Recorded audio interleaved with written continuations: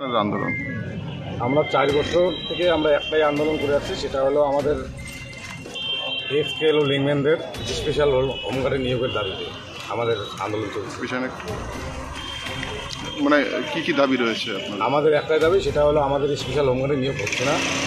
তার মানে কোনো আলোচনা হলো? এখনও পর্যন্ত আমাদের সঙ্গে আলোচনা হয়নি, আসেনি। আমরা ওই অপেক্ষায় আছি যতক্ষণ পর্যন্ত এখানে আমাদের সঙ্গে কর্তৃপক্ষ দেখা করবে না, আমরা ততক্ষণ পর্যন্ত এই ধর্ণা আন্দোলন আমরা করতেই থাকবো। কতজন রয়েছেন এরকম? আমরা এখন প্রায় 100 খানেক আছি। আবার আমাদের 200-র মতো লোক আছে, 200-র উপরে হবে।